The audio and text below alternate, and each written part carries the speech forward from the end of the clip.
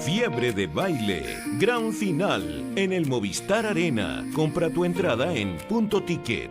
Presentó Traicionada. Voces suaves, respiración contenida. BCI. Seguro Laboral. Kino.cl. Sodimac. Entel. Y Líder. Presentan Chilevisión Noticias.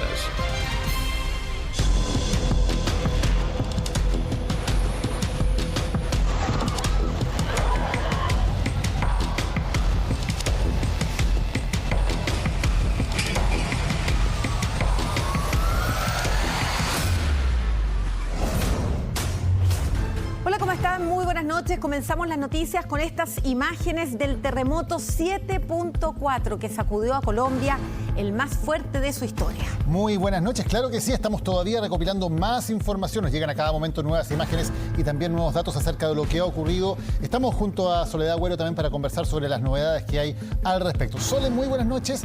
Se acaba de actualizar además lamentablemente la cifra de fallecidos en el terremoto de Colombia. Sí, Daniel, ¿cómo están? Ya son 132 las víctimas que ha dejado este terremoto, un terremoto magnitud 7.4, que es el quinto más fuerte de toda la historia de Colombia, que tuvo su epicentro en una zona que se llama San José del Palmar, pero que terminó impactando principalmente a las ciudades del eje cafetero de Manizales, Pereira y Armenia, que es tal vez el recuerdo que todos tenemos del último terremoto mortífero que hubo en Colombia, porque en 1999 hubo un sismo que, si bien fue menos fuerte que el que hubo hoy, sí dejó mayor cantidad de víctimas fatales. También en la ciudad de Cali se han reportado fallecidos y estamos viendo ahí algunos de los daños que dejó principalmente en las estructuras más antiguas, que muchas de ellas no han alcanzado ahí a someterse a la normativa antisísmica que rige en Colombia, que se ha ido actualizando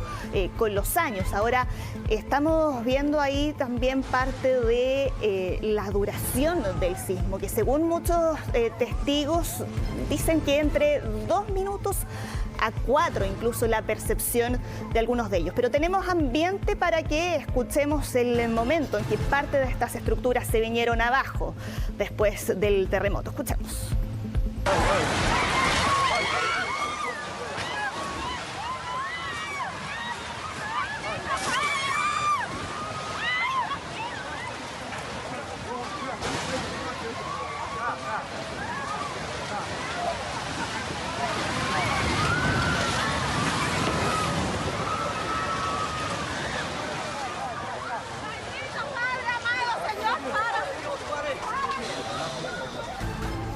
Este terremoto afecta a lo que se conoce como el eje cafetero. La ciudad más grande en ese sector es Cali, queda más cerca el epicentro de Pereira, de Manizales, que son ciudades de tamaño intermedio, de entre 400.000 y 500.000 habitantes.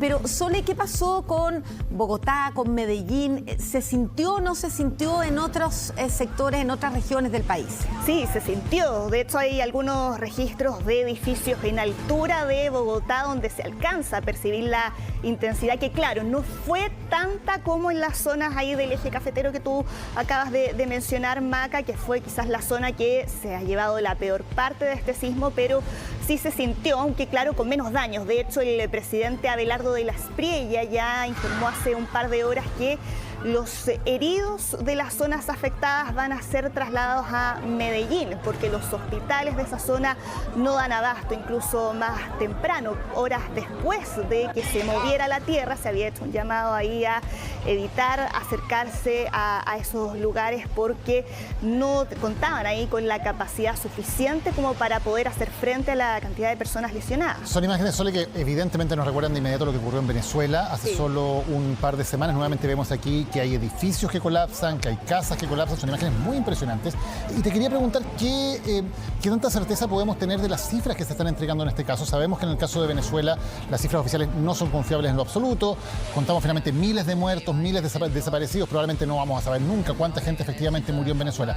¿Es distinto el panorama en Colombia? ¿Podemos tener más confianza de las cifras que están entregando? ¿Y qué tanto podría subir el número de víctimas fatales? Porque cuando uno ve estas imágenes dice, bueno, sí, realmente puede ser también una tragedia de una magnitud todavía mayor. Hay un tema con eso, Daniel, porque, por ejemplo, en San José del Palmar, que es la zona en la que ocurrió el epicentro del terremoto, que hay que tomar en consideración que es una zona selvática, es una zona montañosa, es mayormente rural, y acceder a esa zona ha sido tremendamente difícil. Escuchaba recién al alcalde de esa localidad que decía que el único acceso de entrada y salida ahora no está operativo por los deslizamientos. Por lo tanto, hay algunas localidades en las cuales todavía no se ha podido hacer ahí una evaluación total de los daños ni de las víctimas fatales, pero a medida que se avance en esos trabajos, lamentablemente lo que se pronostica es que la cifra de fallecidos podría ir en aumento. También se sabe que los aeropuertos de las zonas golpeadas, muchos de ellos todavía no están operativos, y tenemos el momento en que se alcanza a registrar el inicio del sismo en uno de ellos para que pasemos a revisar.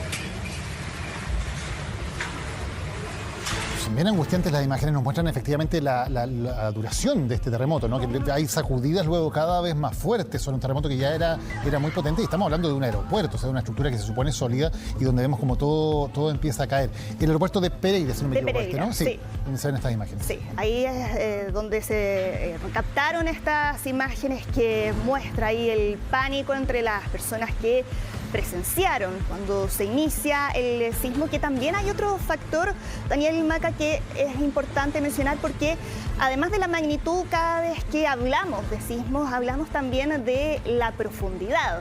Cuando es más superficial, los daños suelen ser mayores, y acá la profundidad que ha habido varias actualizaciones de los cálculos de la profundidad, pero se calcula que sería entre 96 a unos 100 kilómetros de profundidad, que es algo que los expertos ahí lo catalogan como una profundidad intermedia. Claro, que es una diferencia importante con respecto a lo que pasó en Venezuela, que fue muy superficial, la intensidad, la magnitud fue parecida, pero fue muy superficial de Venezuela, cerca de 10 kilómetros, y eso también es una de las razones de por qué el terremoto en Venezuela fue tan terriblemente mortífero. Claro, hay que hacer una diferencia, porque si bien Colombia es limítrofe con Venezuela en el Mar Caribe, el epicentro no fue en el Caribe, no corresponde a la misma placa que es la que provocó el terremoto en Venezuela, sino que es hacia el Pacífico, es la otra placa, que es la placa que compartimos con nosotros, que es la placa de Nazca. Lo vamos a ver en un ratito más en un mapa, pero es importante tenerlo en cuenta, por eso es distinto este terremoto que el de Venezuela, tiene características diferentes.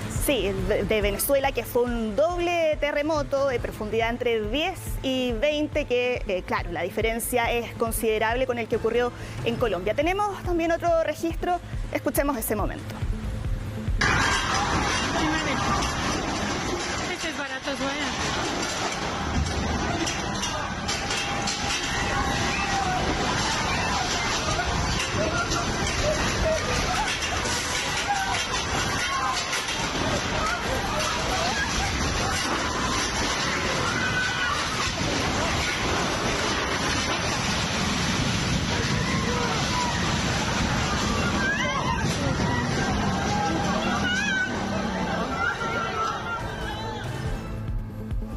Ahí están las imágenes angustiantes de distintos derrumbes y daños estructurales que se han producido durante este terremoto, que fue a las 7:30 de la mañana, a una hora en que ya había mucha actividad en las calles y muchas personas que ya habían salido de sus casas y que se vieron enfrentados a este terremoto en Colombia. Estamos en contacto ya con la ciudad de Cali.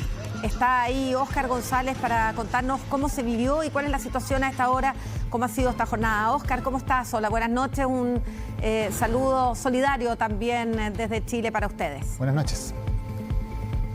Buenas noches, Daniel, Macarena. Pues mire, viendo las imágenes que ustedes están presentando, no puede uno ser ajeno a ellas. Fue un momento bastante doloroso, bastante crítico, ver las personas corriendo, ver las personas pidiendo auxilio, ver las personas que observaban cómo las edificaciones se caían. Fue un momento bastante dramático.